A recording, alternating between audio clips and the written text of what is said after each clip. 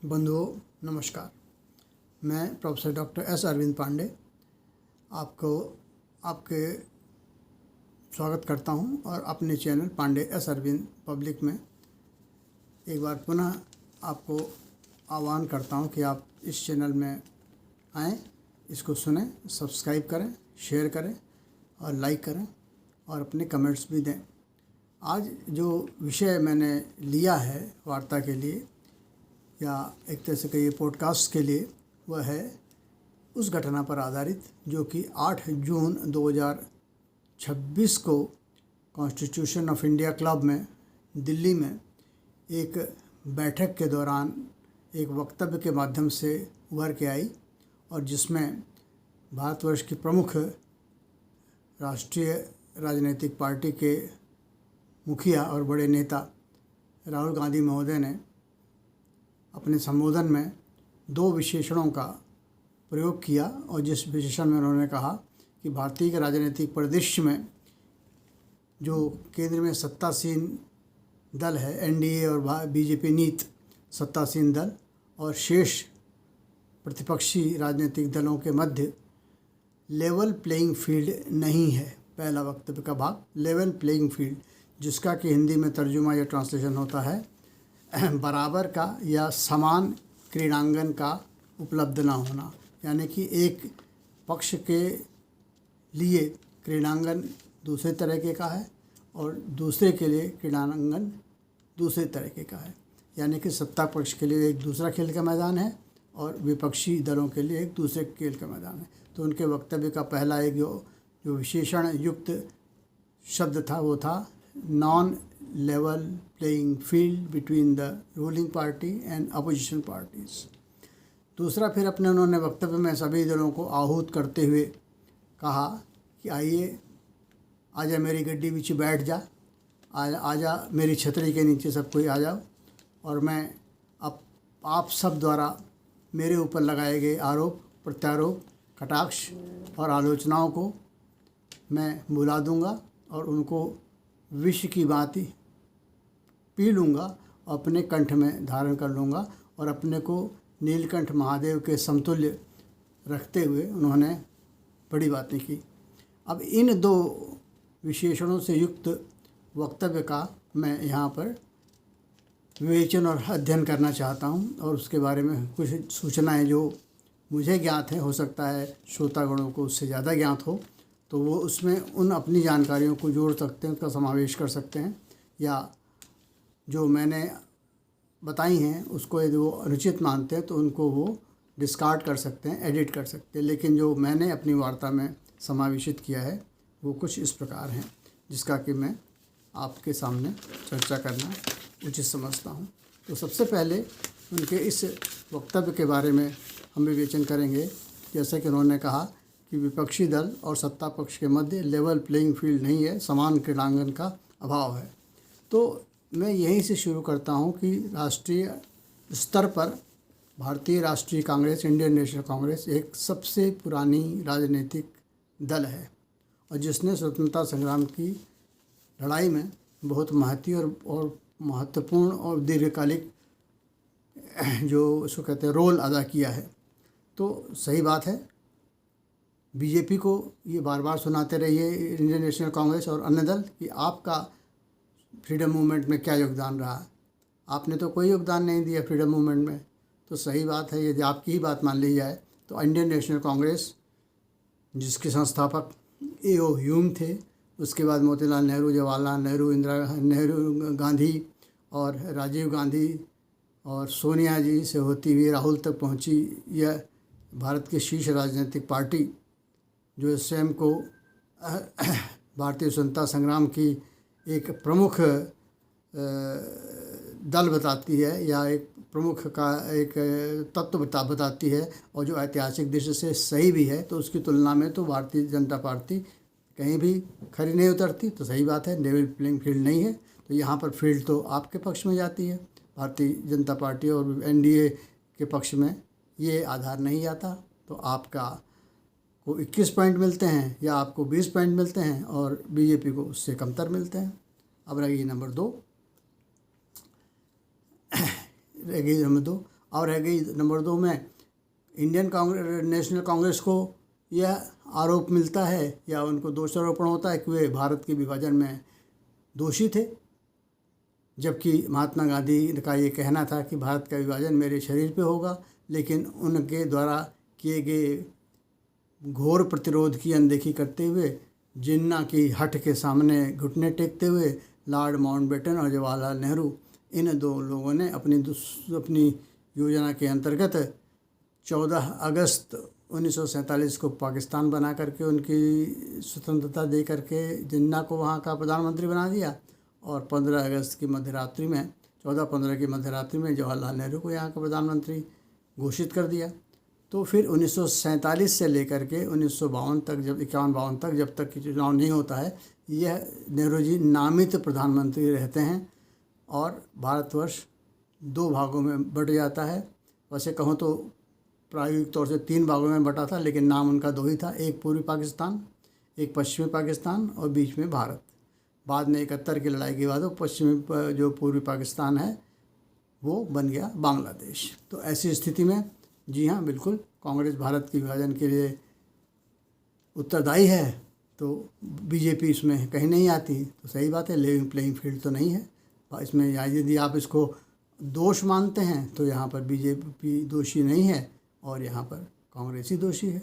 और यदि इसको आप एक तरह से पारितोषिक मानते हैं या अपनी उपलब्धता मानते हैं कि हमने भारतवर्ष को स्वतंत्रता दिला करके वहाँ पहला प्रधानमंत्री अपना नियुक्त किया, तो आप उसको ऐसे ले सकते हैं।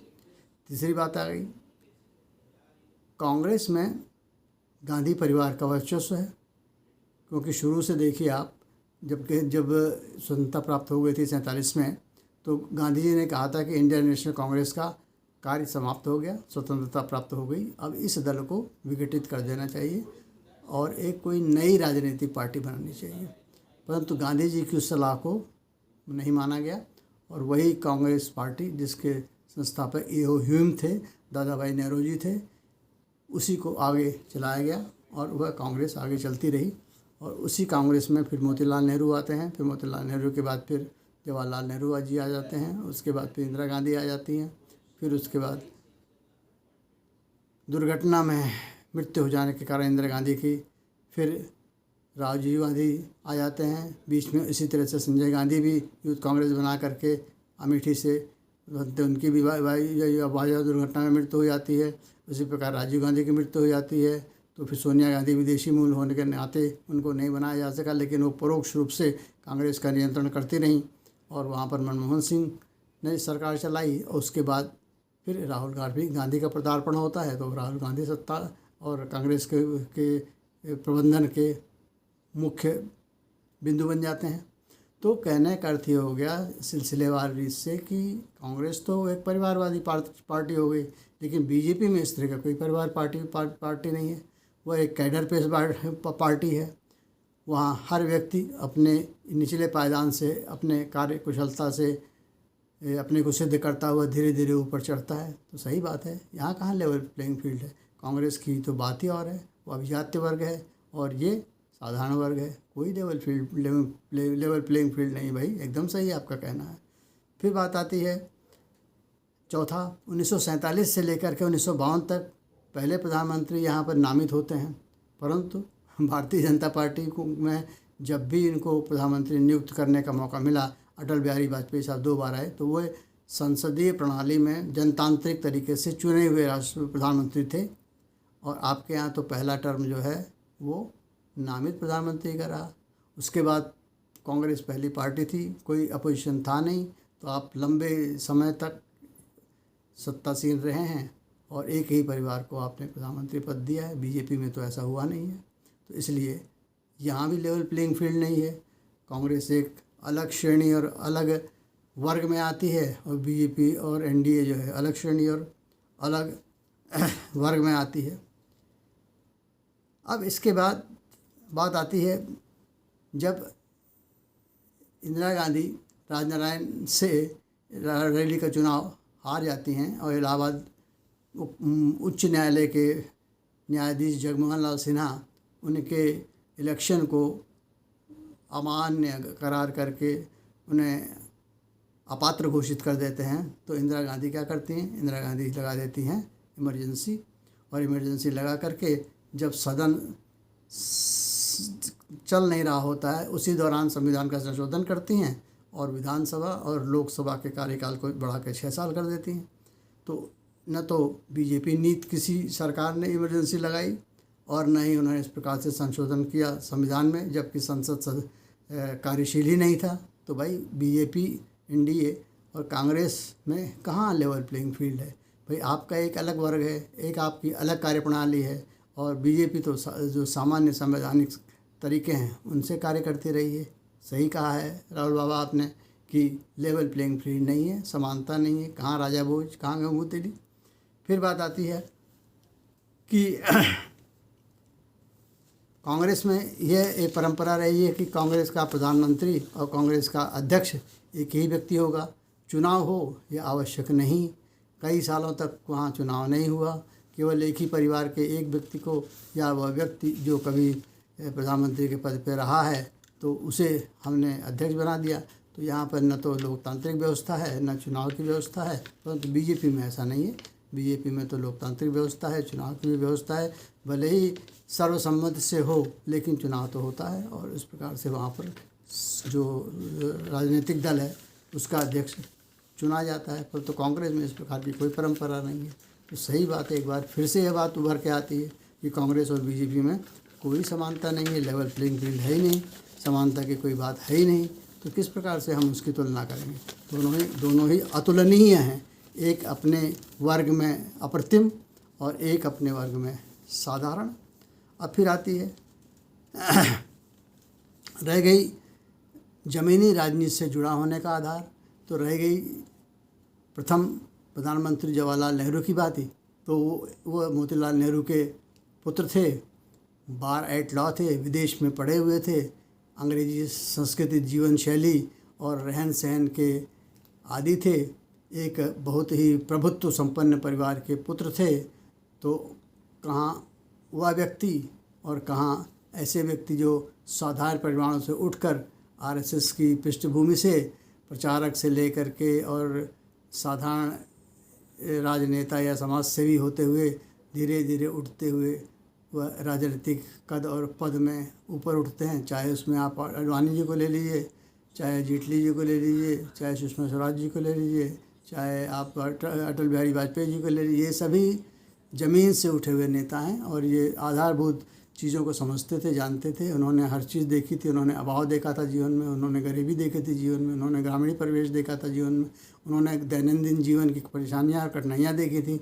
तो उनको उसका प्रथम फर्स्ट हैंड एक्सपीरियंस था, तो जानते थे कि जनता जनार्दन की क्या परेशानियाँ हैं, क्या आवश्यकता है।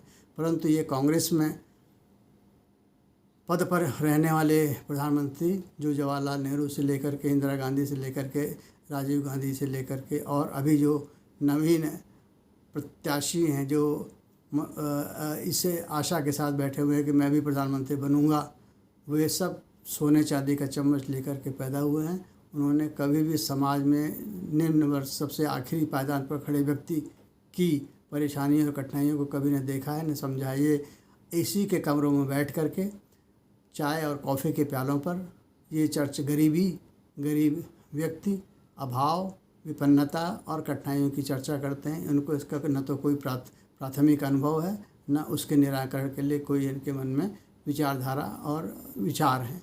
तो ऐसी स्थिति में बीजेपी जो आधारभूत भूमि से जुड़े हुई कार्यकर्ताओं की पार्टी है, उसकी तुलना और कांग्रेस की तुलना करना सही कह रहे हैं आप। कोई भी लेवल प्लेइंग फील्ड नहीं है, कोई समानता नहीं है। तो ऐसी दो पार्टियों में समानता कैसे की जा सकती है? जो समानता नहीं की जा सकती तो उसके जो समर्थक हैं, उसको जो चाहने वाले हैं, वो भी अपनी जो जिस वर्ग में वो अपने को पाते हैं उस वर्ग से अपने को जोड़ करके एक विशिष्ट वर्ग से अपने को अलग करते हैं, और विशिष्ट वर्ग से अलग करने के पश्चात एक सामान्य वर्ग की राजनीतिक पार्टी से अपने को जोड़ लेते हैं। अब उसका परिणाम यह होता है कि यदि कांग्रेस नहीं सत्ता में आ पाती तो ऐसी स्थिति में उसको जनता जनार्दन को कोसने या ये कहने कि दक्षिण की जनता ज़्यादा प्रबुद्ध है और उत्तर भारत की जनता बुद्धू है, प्रबुद्ध नहीं है, वह निर्णय लेना नहीं जानती, तो इस प्रकार से तो जनता जनार्दन और जनादेश की अवहेलना और अवमानना है। ऐसा यदि कोई व्यक्ति, ऐसा कोई राजनेता यदि ये कहे कि लेवल प्लेइंग फील्ड नहीं है, तो जी हाँ, वास्तव में लेवल प्लेइंग फील्ड नहीं है, क्योंकि आप जिस पायदान के हकदार हैं आप उस पायदान पर हैं, और सत्तासीन जनता सत्तासीन करने वाली जनता जिस पार्टी को सत्तासीन करना चाहती है और जिस पायदान पर बैठाना चाहती है वो उसको उसी पायदान पर बैठाती है। जी हाँ, बिल्कुल, इतने आधारों पर तो लेवल प्लेइंग फील्ड नहीं है। अब रह जाती है एक चीज़ और, राहुल गांधी जो आज की कांग्रेस के कर्ता धर्ता हैं और जो ये सोच बैठे हैं कि मैं कांग्रेस का उद्धार करूंगा, वो स्वतः वो उद्धार नहीं कर रहे हैं, वो अधोगति की ओर कांग्रेस को ले जा रहे हैं। कांग्रेस की पार्टी जिसने 50 साल 52 साल करीब राज किया और इतनी थंपिंग मेजॉरिटी के साथ रूल किया, उसको उन्होंने धीरे धीरे समेट के 99 सीटों तक ला दिया। और उसके पश्चात एक और नॉन लेवल प्लेइंग फील्ड की मैं चर्चा करने जा रहा हूँ। एक दृष्टांत आता है कि एक बार राहुल गांधी जब छोटे थे तो वो अपनी दादी इंदिरा गांधी की गोद में बैठे हुए थे और एक बहुत ही सीनियर ब्यूरोक्रेट उनके पास आते हैं और उन्होंने कहा इंदिरा गांधी से कि एक प्रधानमंत्री की गोद में भविष्य का प्रधानमंत्री बैठा हुआ है, और गोद में बैठने वाले कौन थे? बेबी राहुल गांधी। तो कहने का अर्थ है कि वह व्यक्ति जो अपने घर में दीवालों पर प्रधानमंत्री के लगे हुए विभिन्न मुद्राओं में चित्र देखकर बड़ा हुआ, जिसके जो देश की प्रधानमंत्री के गोद में बैठकर या उनके उंगली पकड़ के चलना खेलना सीखा, जो जब बड़ा हो रहा था या बड़ा हो चुका था, वयस्कता की ओर था, तो उसके घर में उसके पिताजी प्रधानमंत्री थे। तो ऐसे सुविधा संपन्न अभिजात्य वर्ग के व्यक्ति और जो आज की तारीख में प्रधानमंत्री हैं या जो पीछे विगत में प्रधानमंत्री बीजेपी एनडीए के रह चुके हैं, वे सब तो अत्यंत साधारण परिवारों से आते हैं। और ख़ासकर मोदी जी की बात करें तो वो तो बहुत ही एकदम आधारभूत परिवार से आते हैं, जिसके पिताजी रेलवे स्टेशन पर चाय की टपरी लगाते थे और वो जो बहुत ही अभाव में पले बढ़े थे, जिनकी माँ जो है घरों में झाड़ू पोछा बर्तन करती थी। तो सही बात है, बराबरी नहीं है भाई। आप प्रधानमंत्री होने के दावेदार हैं, आप सपने देख रहे हैं, आपको सपने दिखाए गए हैं, आपको के बचपन में कानों में वह मधुर रस घोला गया है जिसमें कहा गया था कि एक प्रधानमंत्री की गोद में भविष्य का प्रधानमंत्री बैठा है। परंतु यह भविष्य का प्रधानमंत्री 55 वसंत अपने देख चुका, परंतु अभी तो आस निराश पड़ी हुई है। देखें यह आशा कब पूरी होती है। तो भाई मेरे, जी हाँ, आज के प्रधानमंत्री जो मोदी जी हैं उनमें और आप में कोई लेवल प्लेइंग फील्ड नहीं है। वह व्यक्ति अभावों से आया है, अनुभव से आया है, समाज सेवा करके आया है, उसने जीवन के प्रत्येक रंग को देखा समझा और भोगा है, और आपने तो कुछ भी नहीं भोगा। तो लेवल प्लेइंग फील्ड नहीं है भाई, आपका कहना एकदम सही है। और जनता उसी को चुनती है, उसी के साथ खड़ी होती है जो उसे अपना लगता है, जो उसे अपने बीच का लगता है। आप जनता के बीच के नहीं हैं, आप जनता जैसे नहीं हैं, इसीलिए आप उस पद से अभी बहुत दूर हैं जहाँ पर कि आपकी आकाश कुसुम जैसी इच्छा जो है वह बलवती है, और जिस मृग मरीचिका के पीछे आप भाग रहे हैं। तो ये सुनने में कठिन लग सकता है, कड़वा लग सकता है, पूर्वाग्रह से ग्रस्त लग सकता है, भले ही यह थोड़ा कटु लगे, परंतु है सत्यता से भरा हुआ। और ऐसी घटना और ऐसे स्मृति पर आधारित है जो कि लिपिबद्ध है और लोगों ने अपनी पुस्तकों में जिसका वर्णन किया है। अब आती है बात कि जो वर्तमान प्रधानमंत्री हैं बीजेपी के, एनडीए के साथ काम करने वाले दल के, वो 25 फरवरी 2002 को विधायक बने थे और राजकोट में जीत दर्ज कराने के पश्चात फिर वो पूर्ण रूप से वहाँ के मुख्यमंत्री बन गए थे। तो उनका कार्यकाल 2001 से लेकर 2014 तक गुजरात के मुख्यमंत्री के रूप में था। उसके बाद 2014 में वो प्रधानमंत्री के रूप में दिल्ली आ गए। तो 2014, 2019 और 2024 में वो प्रधानमंत्री के लिए हुए 3 चुनावों में विजित हुए और फिर प्रधानमंत्री के पद पर उन्होंने शपथ ग्रहण की। और आप क्या हैं? आप 55 वर्ष के हो गए, अमेठी से चुनाव हार चुके, अपनी विजय सुनिश्चित होने की आशंका में या इस भय से कि कहीं मैं हार न जाऊं, दक्षिण में चले गए। स्मृति ईरानी ने आपको अमेठी से एक बार हरा दिया। उसके बाद आपका कॉन्फिडेंस जो है, आपका आत्मविश्वास जो है वो डामाडोल हो गया। आप अपनी जीत को सुनिश्चित करने के लिए दो जगह से चुनाव लड़ते रहे, रायबरेली से और एक जगह और से। अमेठी आपने छोड़ दी, जबकि अमेठी आपकी पैतृक सीट थी। संजय गांधी वहाँ से लड़ा करते थे, बाद में कैप्टन सतीश शर्मा वहाँ से लड़ते थे, बाद में फिर आप वहाँ से लड़ते रहे। लेकिन जब स्मृति ईरानी ने आपको हरा दिया तो आप वहाँ से छोड़कर डर के मारे भाग गए। तो आप जैसा जुझारू व्यक्ति जो केवल अपने जीत को सुनिश्चित करने के लिए पूरे भारत में सेफ हेवन ढूंढता रहता है, वह व्यक्ति जो 3 बार गुजरात का मुख्यमंत्री रहा, 3 बार का अभी प्रधानमंत्री भारतवर्ष में है, भारतवर्ष में सबसे लंबी अवधि तक चयनित प्रधानमंत्री होने का जो रिकॉर्ड उन्होंने बनाया है उसका धारक है, और जिसने 3 बार बनारस से ही अपनी विजय सुनिश्चित की है, उसकी और आपकी पार्टी की कोई बराबरी नहीं है भाई। कोई लेवल प्लेइंग फील्ड नहीं है।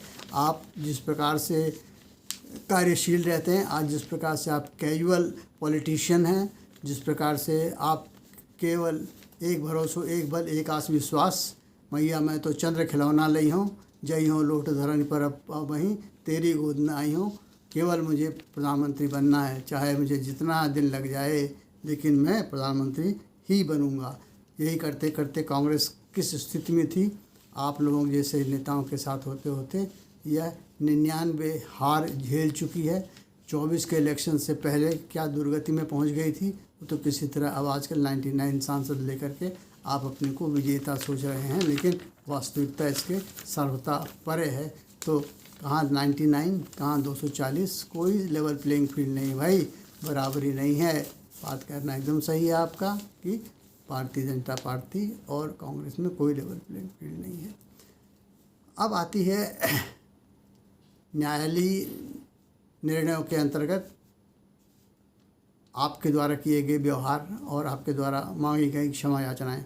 आपने सार्वजनिक जीवन में कई बार कई प्रतिष्ठित व्यक्तियों के विरुद्ध ऐसे वक्तव्य जारी किए, ऐसे बातें कहीं जो कि अवमानना के तुल्य थी, जिनके लिए मामले लाए गए, और आपने कई बार न्यायालय के समक्ष जाकर के माफ़ी मांगी है, और अवमानना के लिए लाई गई जो क्रियाएं थी या कहो जो प्रोसीडिंग्स थी, उनमें आपने अपॉलॉजी की है और अनकंडीशनल अपॉलॉजी की है। तो आप जैसा व्यक्ति जो है वह अन्य कहीं उपलब्ध नहीं है। मतलब भारतीय जनता पार्टी में तो इस प्रकार के उदाहरण नहीं मिलते हैं। तो भाई कैसे भारतीय जनता पार्टी और कांग्रेस के मध्य समानता की जा सकती है, और समान क्रीड़ांगन या समान लेवल प्लेइंग फील्ड की तो बात हो ही नहीं सकती। आपका कहना एकदम सही है।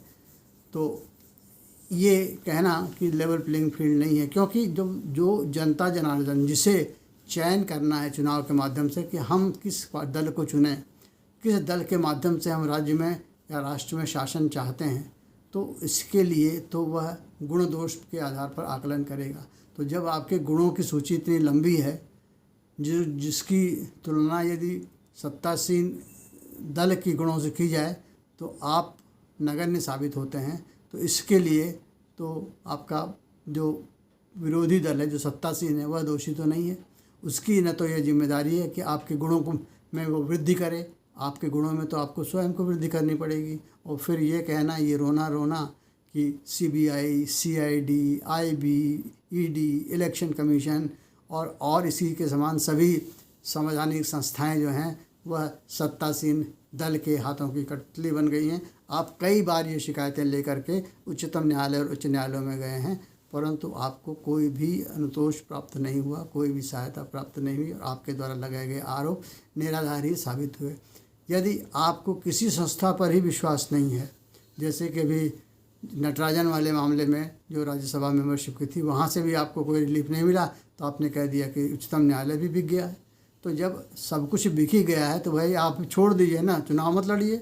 जैसे किसी ने एक पत्रकार ने कहा था कि यदि आपको किसी भी संस्था पर कोई विश्वास नहीं है तो जो आपके राज्यसभा सदस्य, जो आपके लोकसभा सदस्य, जो आपके विधायक सब जीत के 3-4 राज्यों में जहाँ भी आए हुए हैं, सब रिजाइन कर दीजिए, सब त्यागपत्र दे दीजिए और सब त्यागपत्र देने के पश्चात आ जाइए समाज में। और समाज में आकर के फिर जो रेजिस्टेंस आप कहते हैं ना, प्रतिरोध, तो प्रतिरोध प्रकट कीजिए और एक जयप्रकाश मूवमेंट की तरह एक मूवमेंट खड़ा करिए और सरकार को उखाड़ फेंकिए।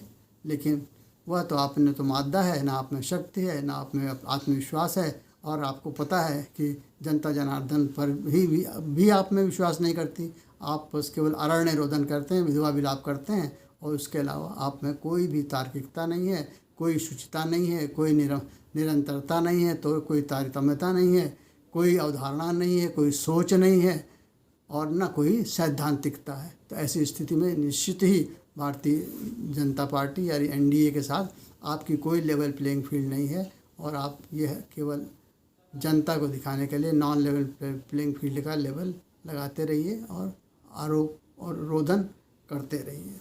अब यहाँ पर मैं एक कहानी बताना चाहता हूँ।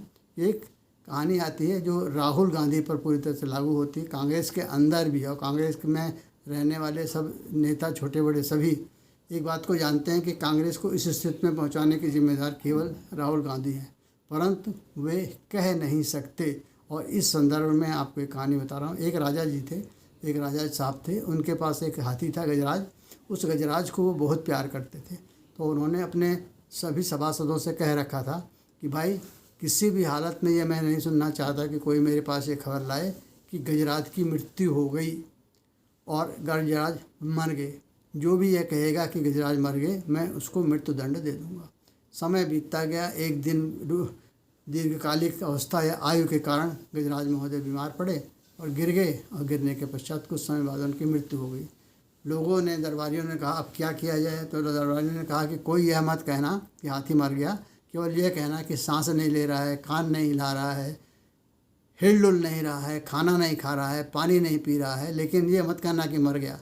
जब राजा कहेंगे क्या हाथी मर गया, तो आप लोग हम से जिससे वो पूछेंगे कहेंगे सर आप कहिए हाथी मर गया, हम तो नहीं कह सकते। तो यही बात राजीव गांधी के साथ है, राहुल गांधी के साथ है। वह एक तरह से निष्क्रिय, अनुपयोगी, सफ़ेद हाथी की तरह से नेता हैं जो कांग्रेस का भला तो कम और नुकसान ज़्यादा कर रहे हैं।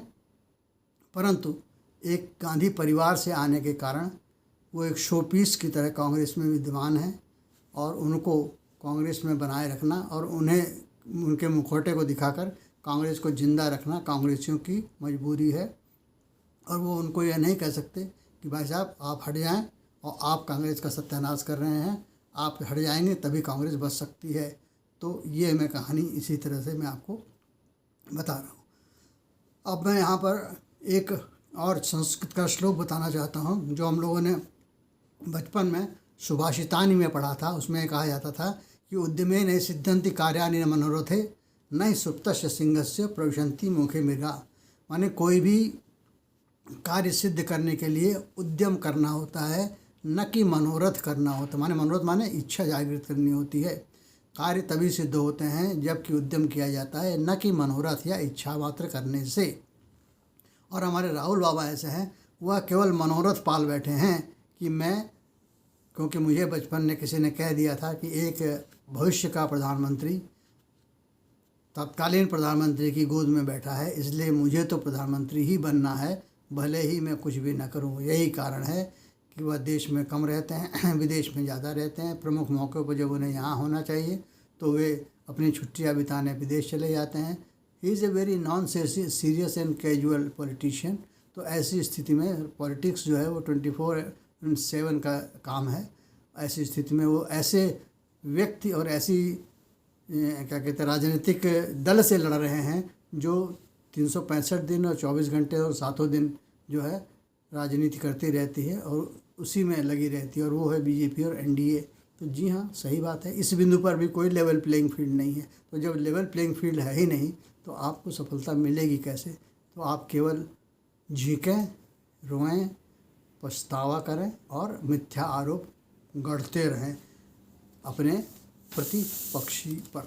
तो अब ये तो एक पक्ष निकल गया कि हाँ लेवल प्लेइंग फील्ड नहीं है। अब दूसरा उनके वाक्य का या जो उनके वक्तव्य का दूसरा भाग आता है, वो ये है जिसके बारे में कहा जाता है राहुल का विषपान। अब राहुल के विषपान का जो वक्तव्य विशेषण उन्होंने यूज किया था, उसके संबंध में मैं कुछ चर्चा करना चाहता हूँ। पश्चिम बंगाल में तृणमूल कांग्रेस प्रमुख ममता बनर्जी अपना चुनाव हार गई। पार्टी भी बुरी तरह से चुनाव हारी और भारतीय जनता पार्टी को 208 सीटों पर विजय मिली। प्रतिक्रिया स्वरूप 8 जून 2026 को कॉन्स्टिट्यूशन ऑफ इंडिया क्लब में सभी प्रतिपक्षी पार्टियों का, जिसको कि इंडी गठबंधन कहते हैं, का एक सम्मेलन बुलाया गया और उसकी अध्यक्षता कांग्रेस के अध्यक्ष खड़गे महोदय ने की, जिसमें सोनिया गांधी आई, राहुल गांधी आए, वो अखिलेश आए और आरजेडी के लालू जी के सुपुत्र जी आए। और वहाँ पर ममता बनर्जी जो सोनिया गांधी हैं उनके गले मिली, जबकि यही ममता बनर्जी सोनिया गांधी से बिफर के नाराज़ होकर के अपनी अलग कांग्रेस, जो कि तृणमूल कांग्रेस के नाम से जानी गई, बना करके चली गई थी केंद्र से बंगाल में अपना राजनीतिक सफ़र शुरू करने के लिए। अब यहाँ पर मैं इस वक्तव्य पर आता हूँ, विषपान। तो भारतीय मनीषा में या भारतीय सोच में एक घटना आती है जिसको हम लोग कहते हैं समुद्र मंथन। और समुद्र मंथन में देव और दानवों के मध्य समुद्र का मंथन किया गया था, जिसमें मंदराचल पर्वत को कीलक बनाया गया था और जो क्या कहते हैं नाग वासुकी हैं उन्हें बनाया गया था रस्सी, और एक तरफ देवता लगे और एक तरफ पूंछ की ओर लगे आपके दानव और सिर की ओर लगे आपके देव, और उनके बीच में इस जो समुद्र मंथन को किया गया। तो उसमें सबसे पहले 14 जो रत्न निकले, उसमें सबसे पहले कालकूट विष निकला। तो उस कालकूट विष की महत्ता या उसका गुण ऐसा था कि वो महान विषैला था और वो पूरी प्रकृति का नाश कर सकता था। तो उससे बचने के लिए महादेव भोले शंकर ने ये कहा कि प्रकृति को इससे बचाने के लिए मैं इसे अपने कंठ में धारण कर देता हूँ। तो उन्होंने उसे अपने कंठ में धारण कर लिया। विष के प्रभाव स्वरूप उनका कंठ नीला पड़ गया और तभी से उनका उपनाम नीलकंठ पड़ गया। तो उनको विष धारण करने वाला नीलकंठ कहा जाता है। उन्होंने विश्व के कल्याण के लिए उस विष को अपने कंठ में धारण कर लिया। अब इस घटना की इस बिंदु को ध्यान में रख करके राहुल ने कहा कि मैं सभी उन दलों का, जो दल आज तक मेरी आलोचना, भत्सना, बुराई करते रहे हैं, उन्होंने जो भी मेरे प्रति कहा है उसे मैं विष समझ के अपने कंठ में धारण कर लूँगा और मैं वैसे ही हो जाऊँगा जैसे नीलकंठ।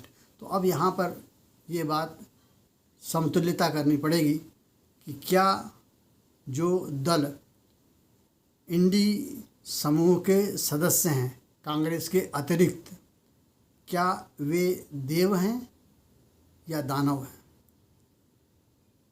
फिर रही बात नीलकंठ की तरह विष धारण करने की बात, तो यहाँ तो महादेव जो थे वे न तो दानवों की ओर थे और न दैत्यों की ओर थे, वो तो निष्पक्ष थे और उन्होंने शिष्ट की बचत के लिए, शिष्ट को बचाने के लिए उस विष को धारण किया था।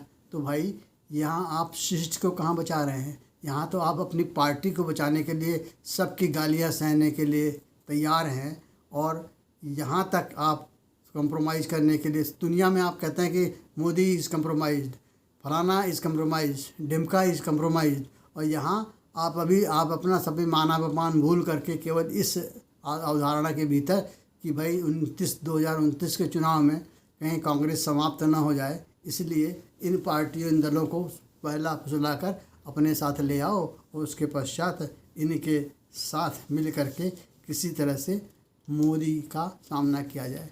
आप इतने आत्मश्लाघी हैं, अपनी खुद बड़ाई कर रहे हैं कि आप सब में कोई दम नहीं है, यानी कि जो इंडी समूह के अन्य दल हैं कांग्रेस के अलावा, उनमें किसी में कोई दम नहीं है। केवल एक मैं हूँ जो मोदी से लड़ सकता हूँ। मैं ही मोदी की आंख में आंख डाल करके बात कर सकता हूँ। मेरे सामने मोदी आंख नहीं उठाते। यानी कि आप अपनी आत्मश्लाघा, अपनी बड़ाई, अपनी मुँह मियाँ मिट्ठू जैसी बातें कर करके अपने को आप महादेव शिव भोले भगवान की तरह से एक शिष्ट के हितैषी बन रहे हैं और कह रहे हैं मैं सब मान सह सकता हूँ। उसे शंकर भगवान की तरह, विष के घूंट की तरह अपने कंठ में धारण कर सकता हूँ। भाई आप मनुष्य हैं, मनुष्य में भी अति साधारण मनुष्य भी नहीं हैं। कहाँ आप भोले शंकर से अपने की बराबरी करें। आप केवल मौका परस्त हैं और आप अपने अस्तित्व के लिए परेशान हैं। अस्तित्व के समापन को टालने के लिए आप अन्य दलों को मत भ्रमित कर रहे हैं ताकि वे आपके इस छल प्रपंच में आ जाएं और आपके साथ खड़े होकर के आपके होने वाली छीछा लेजर को बचा सके। ऐसा प्रयास करें। बच पाएंगे या नहीं, यह तो भविष्य के गर्भ में है। अब रह गई बात कि राहुल गांधी ने इस मीटिंग में यह बताने और समझाने का कोशिश किया कि divide we fall, a unite we stand.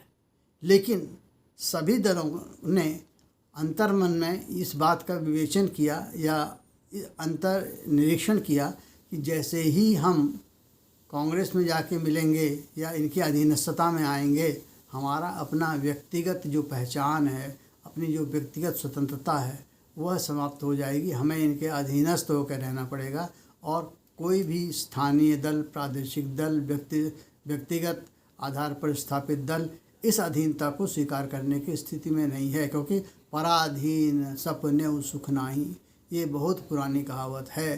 तो ऐसी स्थिति में हर दल अपना वर्चस्व, अपनी स्वाधीनता, अपनी पहचान बनाए रखेगा और इसकी कीमत पर वह कांग्रेस के शरण में जाने या कांग्रेस की छाते में जाने के लिए तैयार नहीं होगा। ऐसा है। परंतु राहुल ये न केंद्र प्रकार उन सबको मोतिभ्रमित करने की कोशिश कर रहे हैं और उन्हें एक डर दिखा रहे हैं कि मोदी सरकार इन सबको खा जाएगी। वो ये नहीं कह रहे हैं कि सबसे पहले हमको खाएगी, क्योंकि वो तो कांग्रेस वैसे ही समाप्त हो चुकी है, परंतु औरों को डर दिखा करके अपनी सुरक्षा की व्यवस्था कर रहे हैं।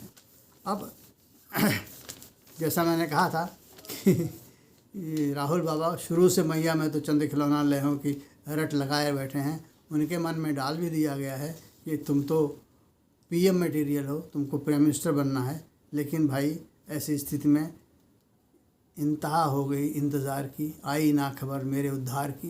बेचारे इंतज़ार करते करते 55 बसंत देख चुके और कहीं से कोई एक प्रकाश की किरण किसी भी क्षितिज पर दिखाई पड़ नहीं रही है।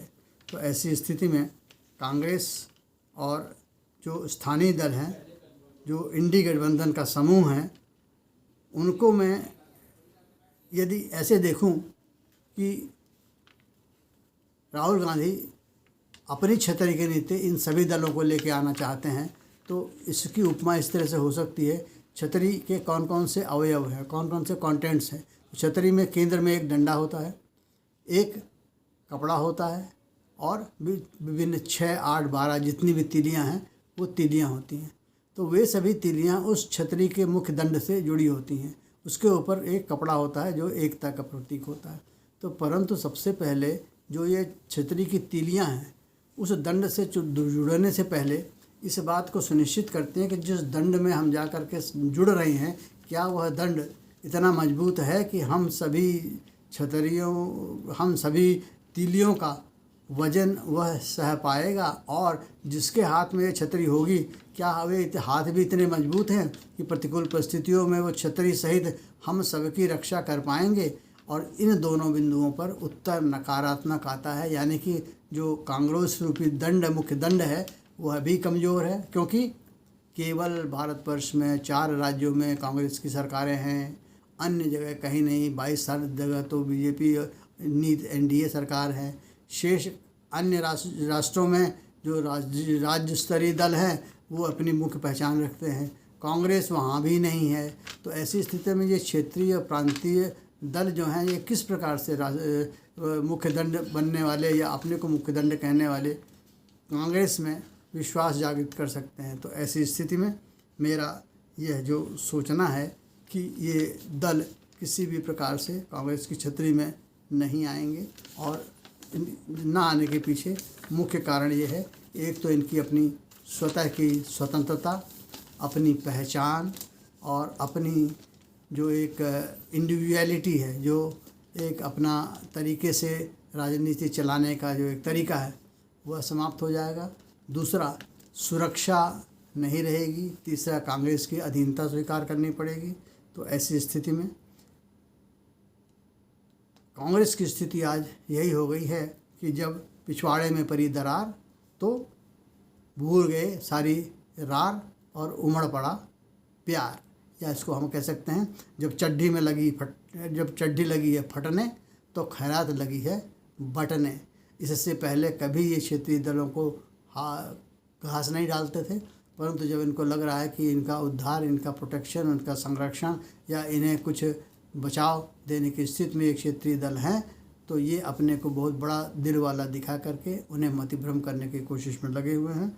मैं कांग्रेस की परिस्थिति, अन्य दलों की परिस्थिति और सामाजिक क्रिया प्रतिक्रिया और रुझान देख करके इस निष्कर्ष पर पहुंच रहा हूं, या मैं पहुंच सकता हूं कि इन सभी एनडीए के दलों में, जो इंडी दलों में कोई भी कांग्रेस की अधीनस्थता स्वीकार नहीं करेगा।